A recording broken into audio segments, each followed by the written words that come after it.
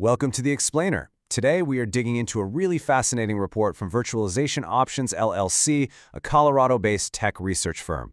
And they unpack a huge problem in the business world. Why do so many expensive, ambitious digital projects just fail?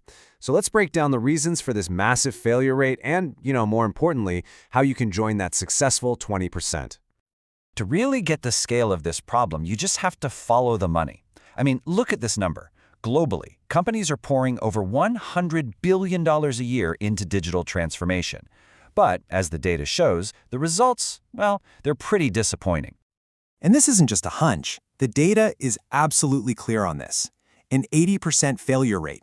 That's almost unbelievable. Think about it. What if 8 out of every 10 planes we built just didn't fly? It tells you that something is fundamentally broken in how we're approaching this whole thing. Right. That is the billion-dollar question, isn't it? And it's not about luck. It's really about understanding the common pitfalls and, more importantly, using proven strategies to sidestep them. And that is exactly what we're going to break down right now. So let's start at the very beginning. The blueprint. It's this fascinating idea from the report that a lot of projects are actually doomed before a single dollar is even spent on new software. Why? Because the failures are baked right into the foundation itself. And here we have it, the number one culprit. A company gets excited, they buy a flashy new AI tool or move everything to the cloud without asking the most basic question. Why are we doing this? Without a clear business purpose, technology is just an expensive hobby, and that leads to an enormous amount of wasted resources. So the key here is prevention. You absolutely have to build a roadmap. This means getting the leaders in a room to agree on the goals, making sure every single project connects back to a core business objective, and of course, defining what success actually looks like with hard numbers. And that strategy is pretty much useless without the right leadership to actually drive it forward. You can have the best plan in the world, but if the execs aren't truly all in, or if departments like marketing and IT are working in their own little silos, that strategy is basically worthless. Progress just grinds to a halt. This one feels personal to anyone who's ever worked on a big project, right? It's the classic recipe for disaster, promising the world on a shoestring budget and an impossible deadline. It just sets the entire team up for failure and burnout from day one. The solution is just pragmatism.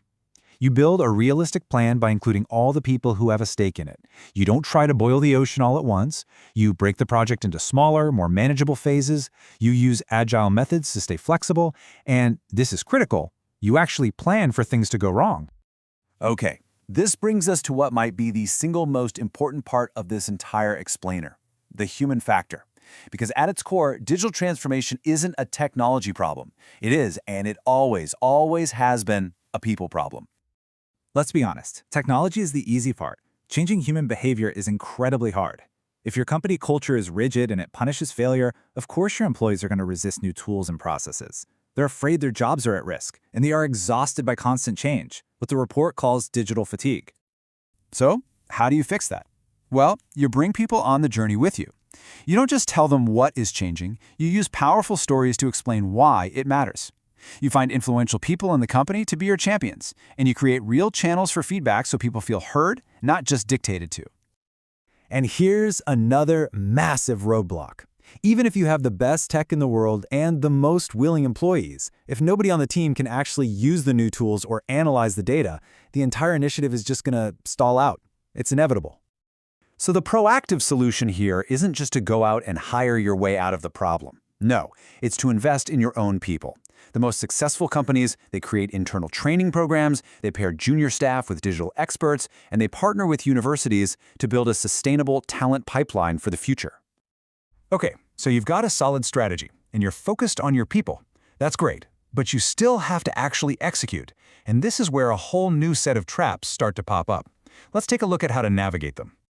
Now, this is such a counterintuitive and absolutely vital point. Most projects that fail, they pour about 80% of their investment into the technology itself. But the successful projects, they flip that ratio completely. They understand the real work isn't just buying software. It's redesigning processes and managing the human side of all that change. This is such a classic execution error. A project gets the green light, but it's underfunded from the very start. The budget might cover the software license, but it completely forgets about the hidden costs, like integration, essential training, and, the long-term maintenance required to keep it all running smoothly.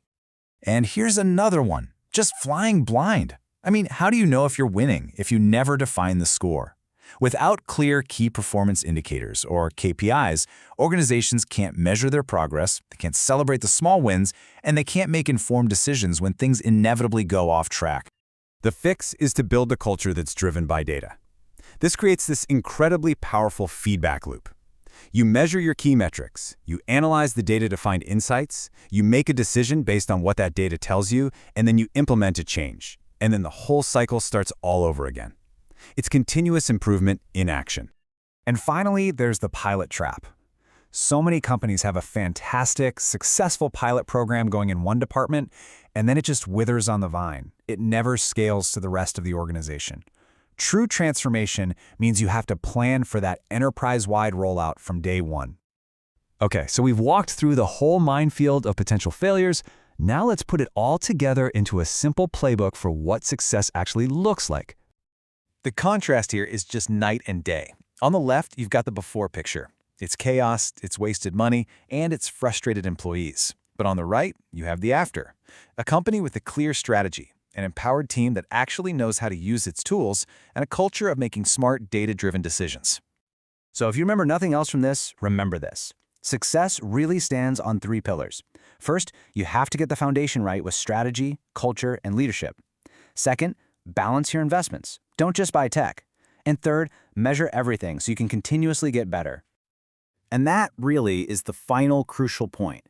The goal isn't just to install some new software. It's about building a more efficient, more innovative, and ultimately a more successful organization. And the answer to the question you see here, that will determine whether you land in the 80% that fail or the 20% that succeed.